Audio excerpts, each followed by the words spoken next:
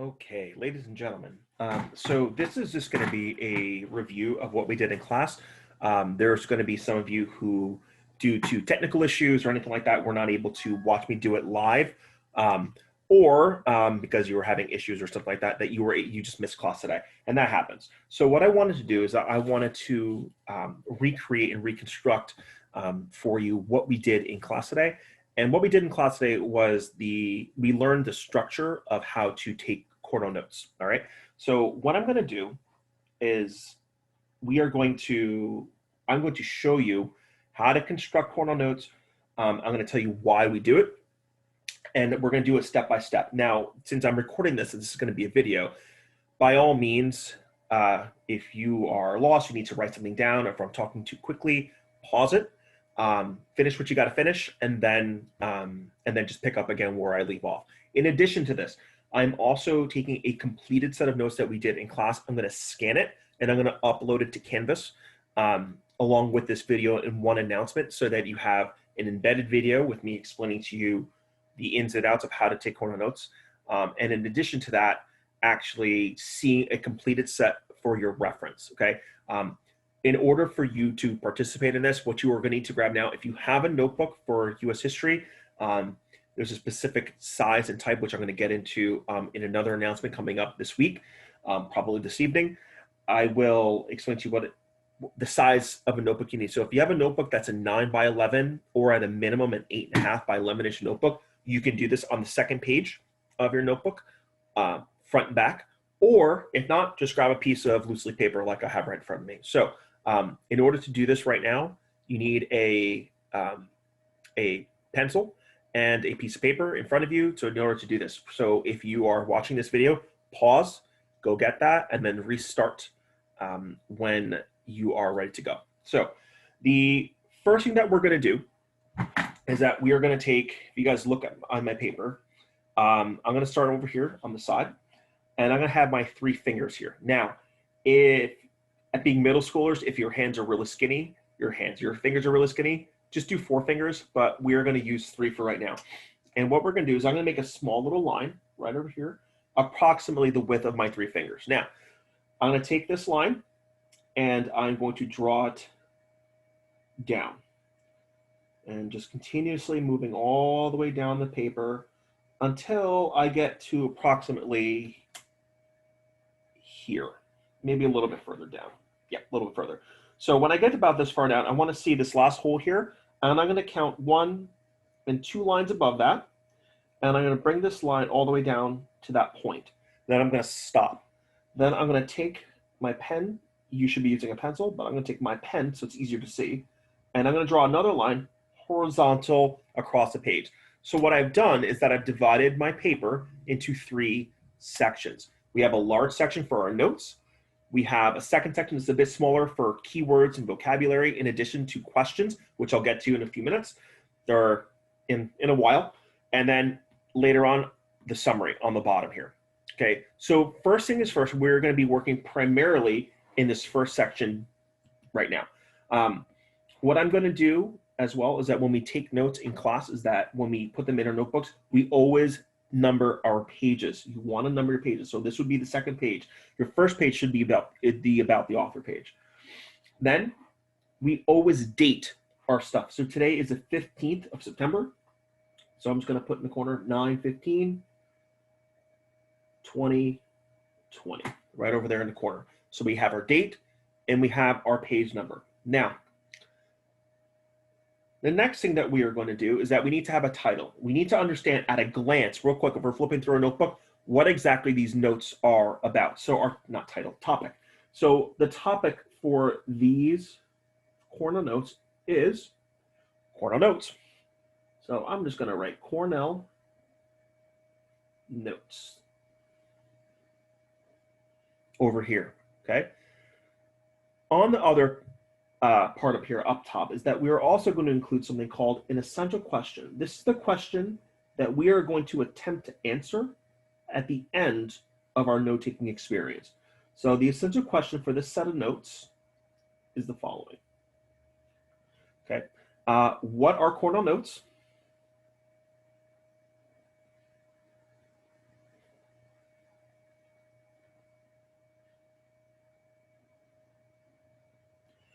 and how do we complete them?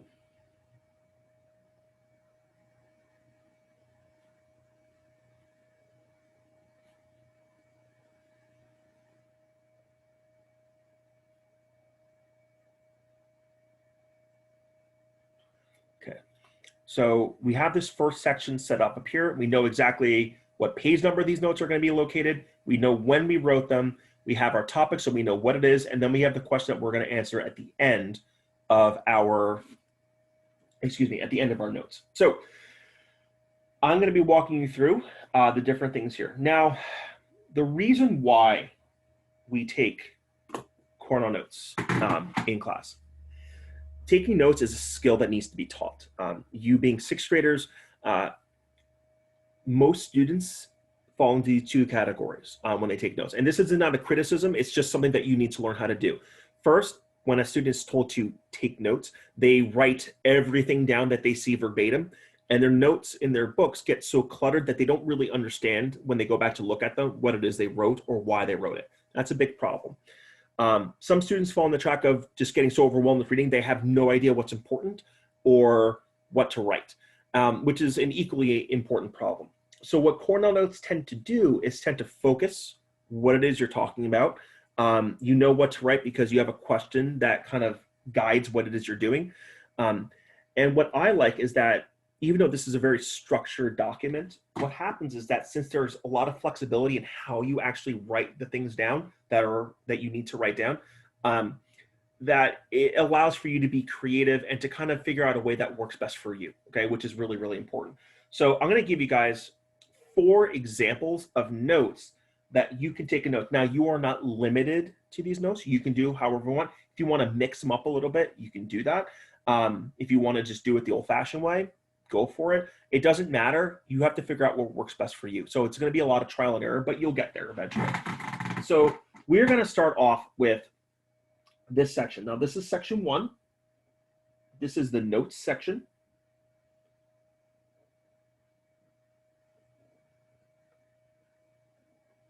Okay. And like I said, there are many different types of notes. Okay. Now, the first type of notes that I'm going to review with you, I'm going to title this letter A over here, are bullet points. Now,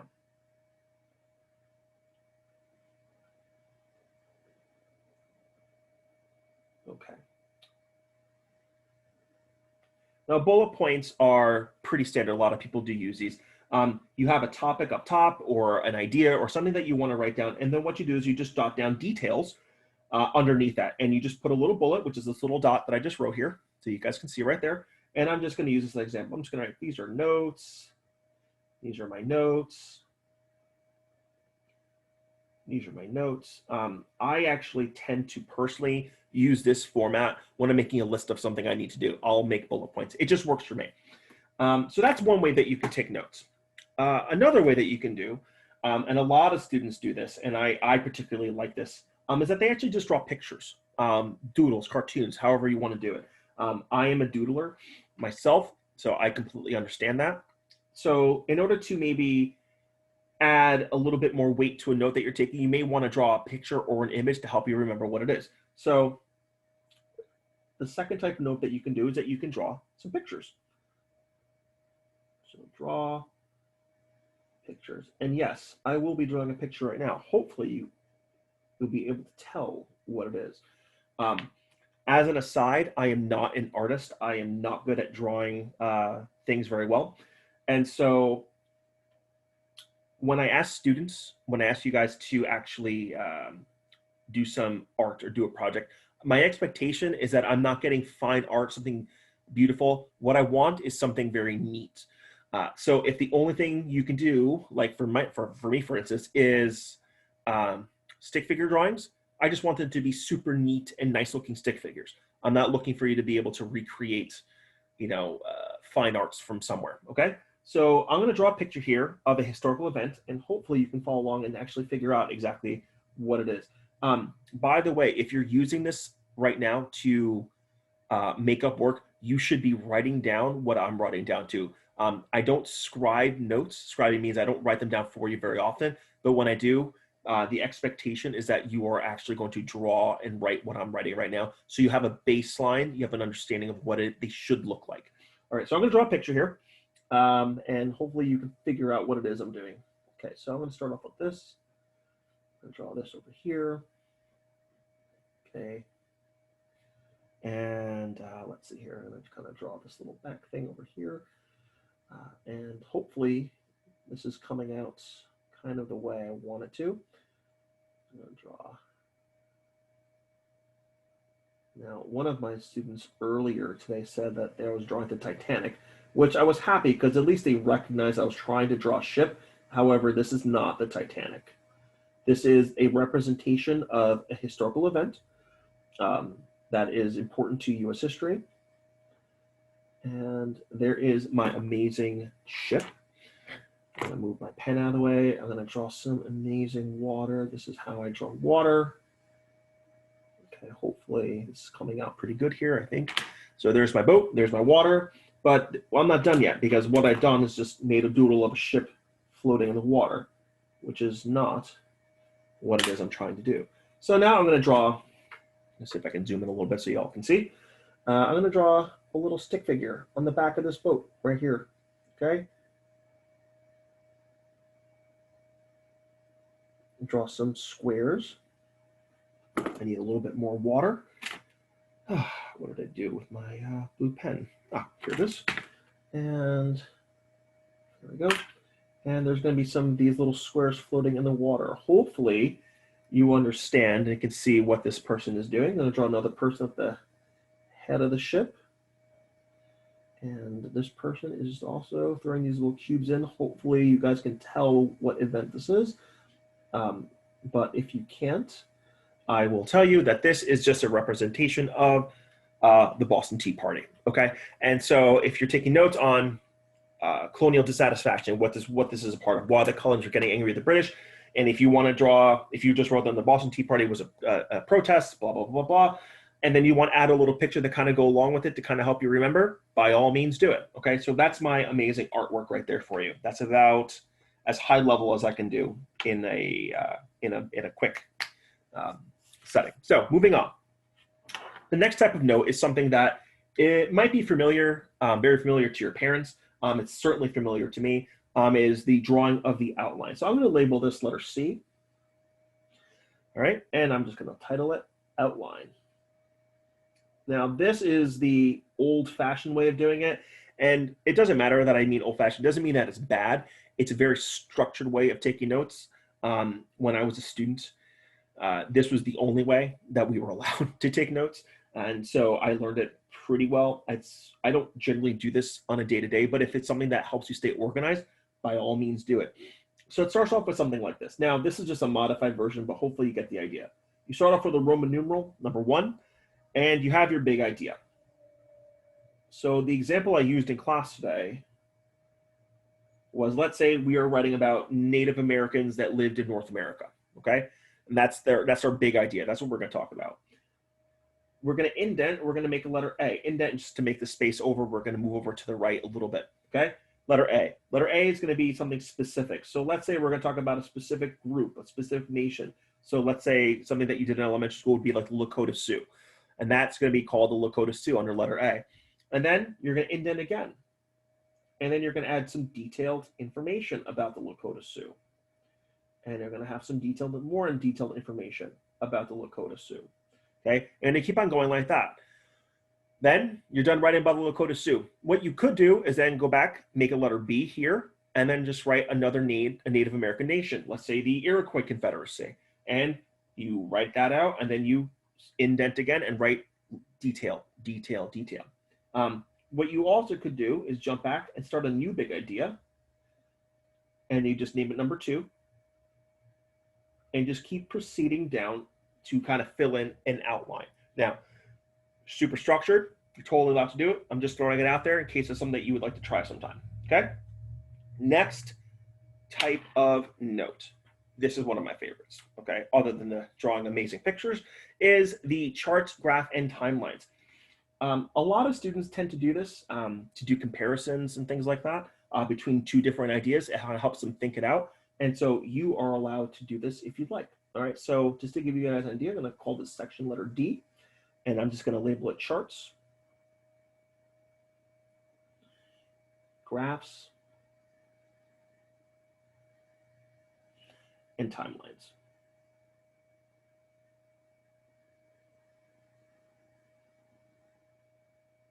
Okay.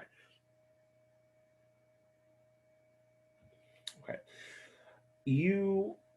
Like I said, you are not limited to these things, all right? You don't have to do this every time you take notes. It's whatever you really want. These are just ideas and examples of things that you can do. So I'm just going to draw a fake line chart here, okay, or line graph rather. I'm going to plot some points. These don't mean anything. I'm just kind of drawing it as an example. Okay, and then I'm just going to fill it out. Okay, you could do a graph if you need to. So the example that I'm going to do, wrong pen, is I'm going to draw two. Let's see, you should be familiar with something like this. Okay, there's one circle, and then I'm going to draw another one over here. This is an example of a Venn diagram. Venn diagram, you have two different ideas or two different groups of people or whatever, and you put the differences on the outside, and in the center is what they have in common, similarities or anything like that, okay? So that's just another example of a different kind of chart or a graph that you guys can do. I'm just going to call this a Venn diagram. If you want to do a bar graph, if you want to draw a timeline of events, if you're taking notes on why the colonists were getting angry with the British and you're looking at the different events, you can just maybe do a quick time on the bottom, what happened when, to keep track of it. If you want to do something like that, by all means, please do. You're not limited to any of these, okay? So there are just 4 different types of notes that you can take, mix and match, however you want to do it. I wouldn't try to do all of them in one set of notes. I think that would be a little confusing. I would probably pick maybe 1 or 2 and kind of mix and match however you see fit. The one thing though is that everybody's notes, even though you may have the same information, their notes are going to look different based on the preferences of you as an individual. And that's super important to me. Now, we're going to move on. We're going to stay in the notes section. And I'm going to create a T-chart. Now, even if you're not familiar with what that is, if I draw it, well, not if, when I draw it, it should look familiar to you. A T-chart looks like this. It's a T, all right? And you were just comparing 2 things, all right? So this part on the left rather is going to be my do's. Stick my little smiley face guy right there. You want to do these things over here. And on this side are going to be, don't do this. Don't. And that's going to be a sad face. Now, first thing is you are going to be academically assertive. I'll explain what that is in a second, as soon as I'm done writing this.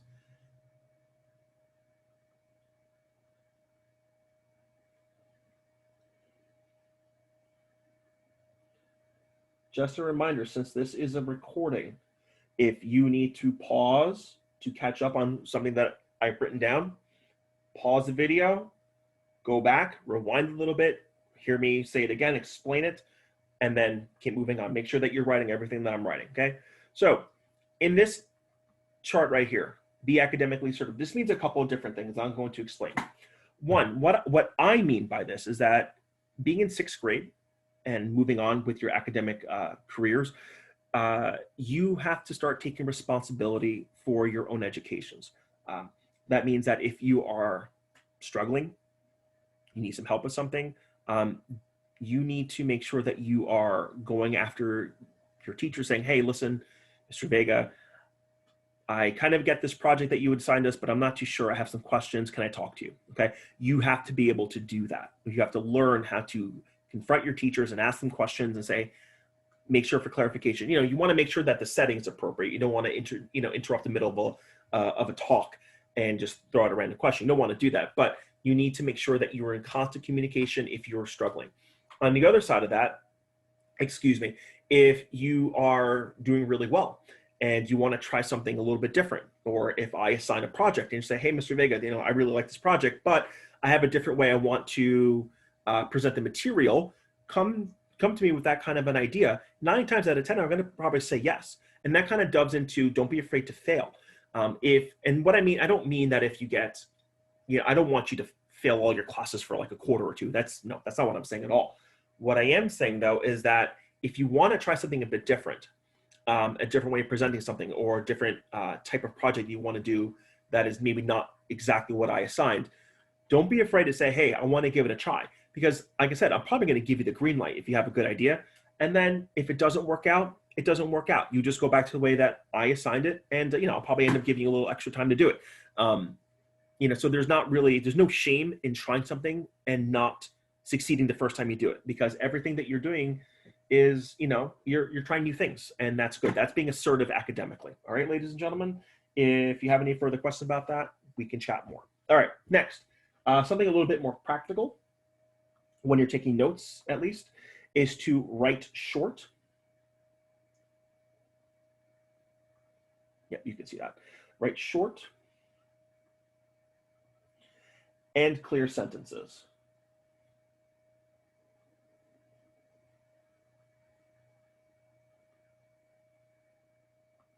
Okay, so when you're taking notes, don't write huge paragraphs and huge lines. Keep it short and sweet. Keep it simple, so that when you go back to study, go back to read your stuff, so you know exactly what it is that what you're writing. And lastly, on this section of the do's, is to use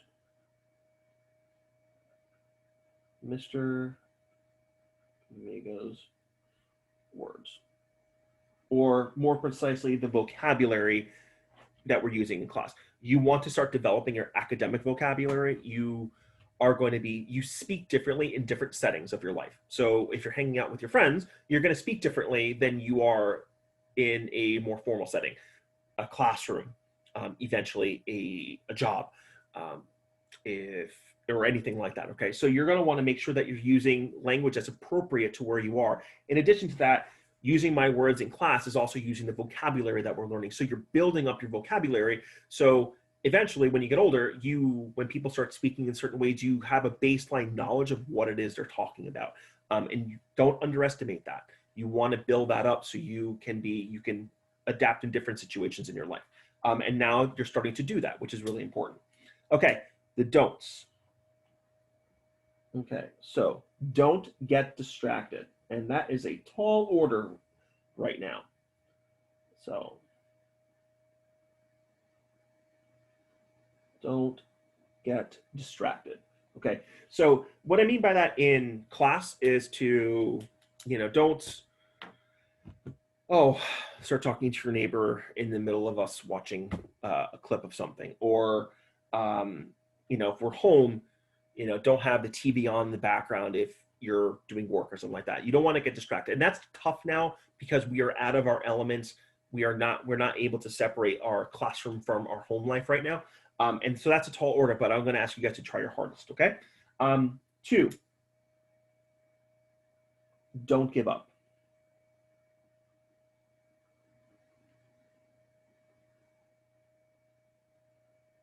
Okay. What I mean by this, ladies and gentlemen, is this. There's a difference between getting just overloaded. You're doing work, let's say you're running an essay for me later on in the year, and it's just, there's a lot of work going on, and you're just like, you know what, my brain is melting. I just can't do this anymore.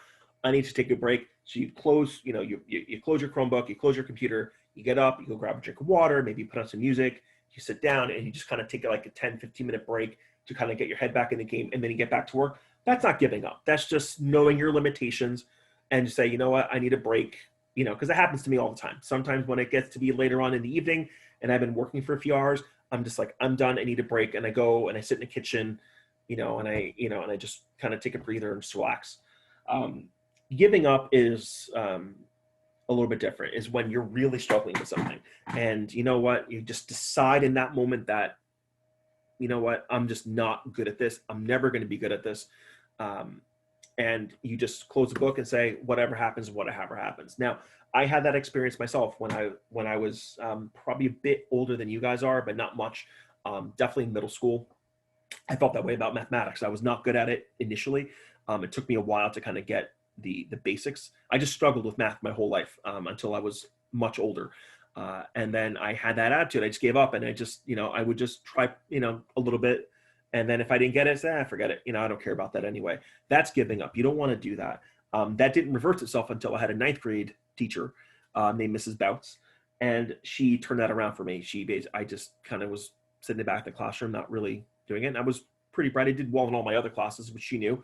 And she took me aside and then started coaching me until I kind of broke through that mindset of me not being able to do well, right? So don't give up. If there's something you don't get, and it doesn't have to necessarily be my class, go seek out your other teachers and get the help you need. There's no shame in not knowing something. Just don't ever put yourself in the position like I did and just throw it out the window, say forget it, because that's not going to help anybody, and it'll just make you feel just not good. Okay. All right. Last part of this section, ladies and gentlemen, is to don't confuse yourself. Okay. Sixth graders, and I mentioned this in all my class today, have this habit of adding steps to things that we're doing. They tend to overcomplicate things. Not all of you, but a lot of you. It happens. It's an interesting sixth grade trait, and so I never want you guys to confuse yourself. If you're confused about something, just come and ask. There's no shame in that. Not knowing how to do something or being unclear. I want to make sure that when I give you guys instructions that they are crystal clear, but don't overthink it. Okay. So there'll be instances where that will happen. We will cross that bridge when we come to it. Okay.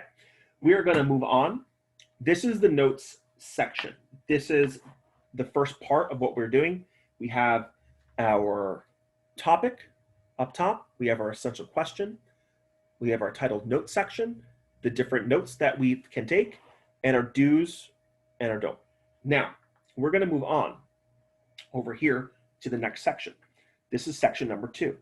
As an aside, I want to make sure that you understand this, that even though we divided our notebook into 3 sections, we divide our notebook because we do this in a specific order. So we always start off taking notes first. This is the first thing we do. We always complete our notes section before we jump into our question, our key, with one exception. And that exception is when we come across keywords and or vocabulary. So that's what this section is over here. So I'm going to label this section number 2. Okay. And this is going to be keywords. Yep, we can see that. Okay. Keywords and vocabulary.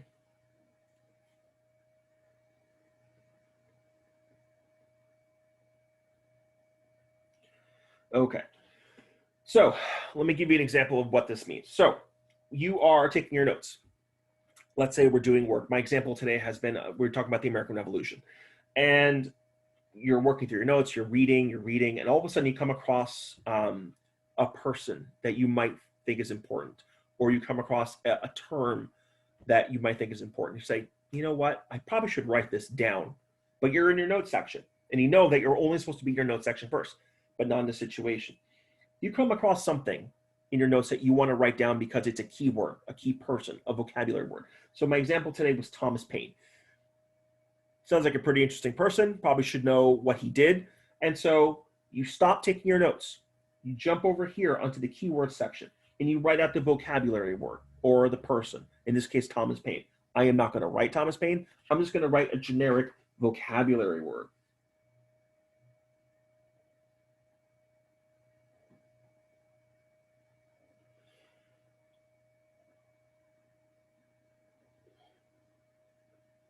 Okay. I'm going to write my vocabulary word, in this case, my pretend Thomas Paine. And then I'm going to go directly across from this in my notes, and I'm going to write the definition right next to it, right across from that. And there's a reason why we do that. Now, what I'm going to do, I'm just going to outline this in red so it's easy to see.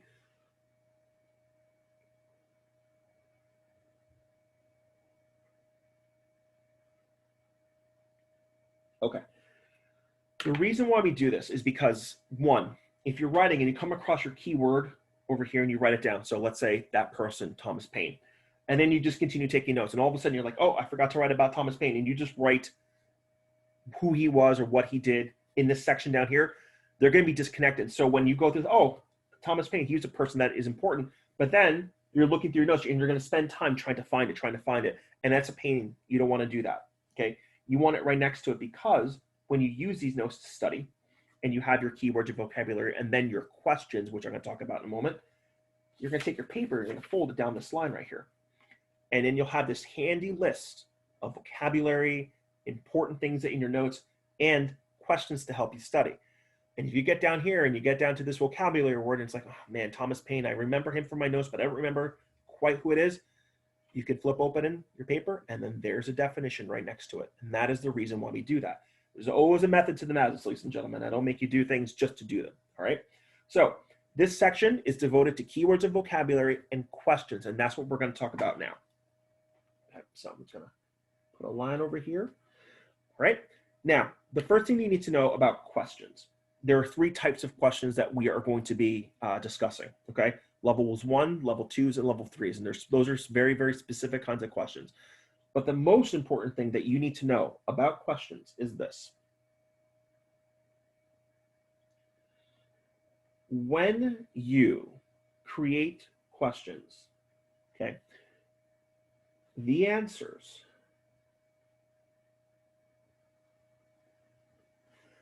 to the questions you write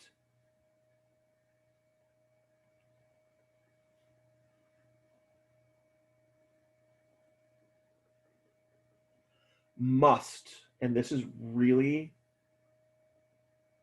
important, the answers to the questions you write must be found in your notes.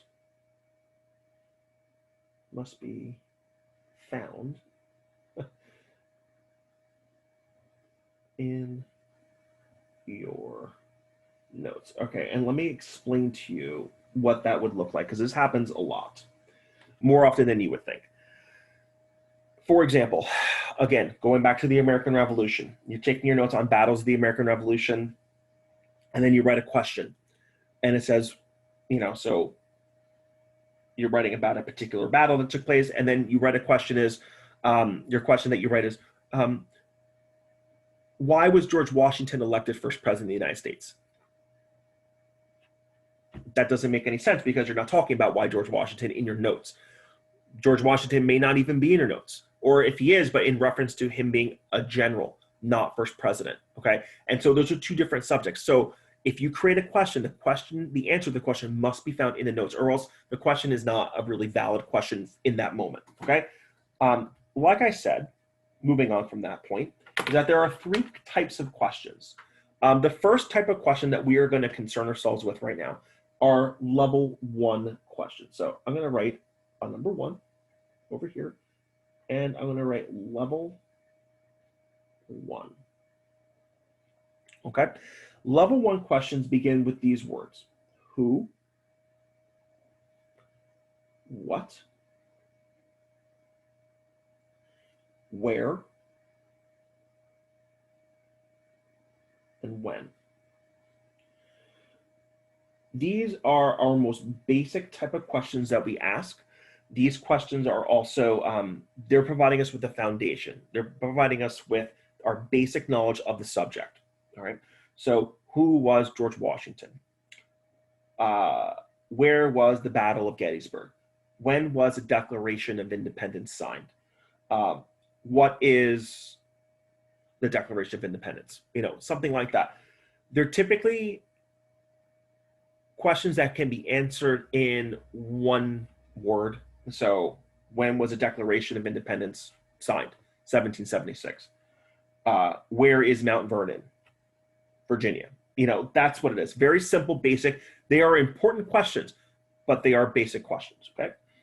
Next is level 2 questions. So let's just kind of break this up. I like things to be separated so they're easy to read. Okay, let's grab a different color marker.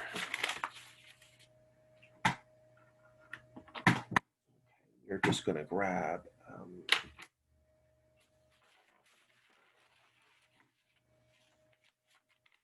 going to grab this. Okay, we have level 2 questions. Okay, and level 2 are a little bit more detailed. Okay, they begin with how and why. Okay, so these questions are a little bit more detailed. How did the colonists win the American Revolution?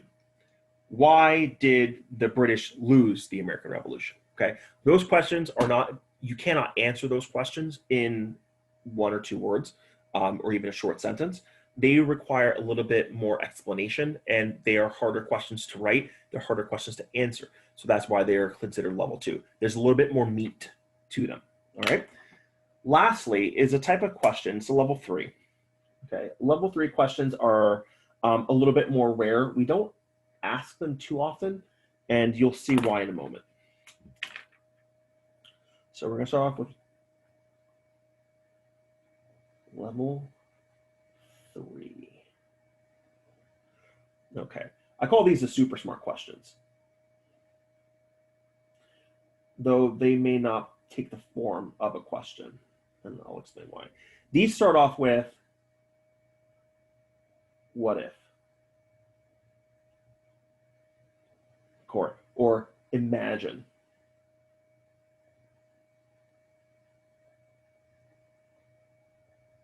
or I wonder.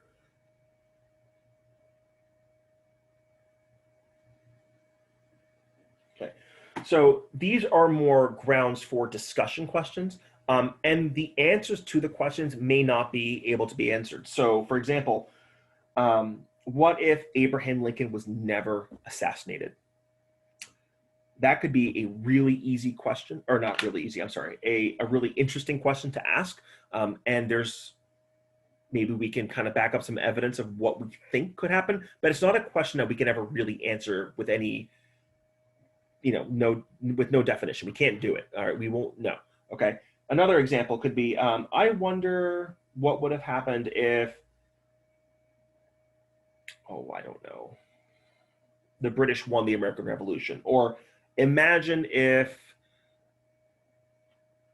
the Roanoke colony never disappeared. Okay. All those are questions we can kind of figure out. Maybe we can have a discussion about them, but they're not really questions that can ever really be answered definitively. Okay.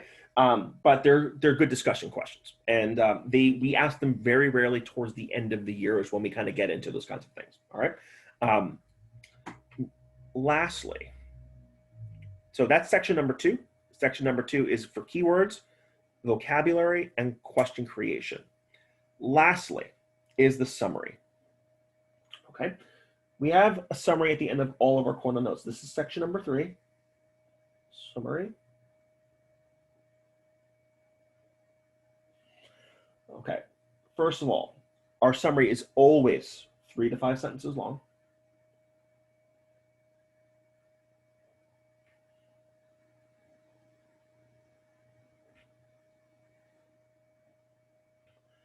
Three to five sentences.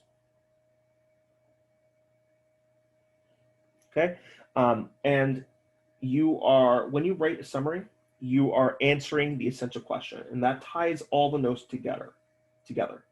You're going to answer the essential question.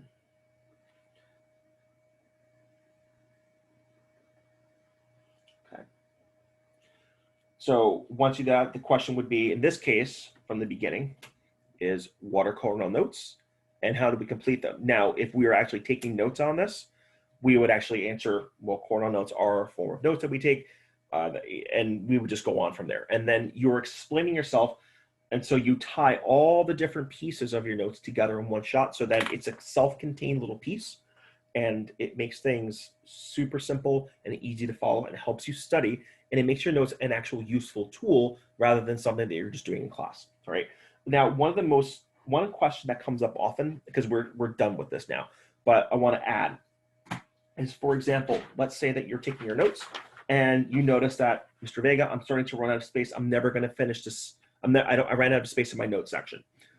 Don't worry about it. This is what you do. If you're in your notebook and you haven't done your summary yet, you're still working your notes, but you know that you're going to run out of space.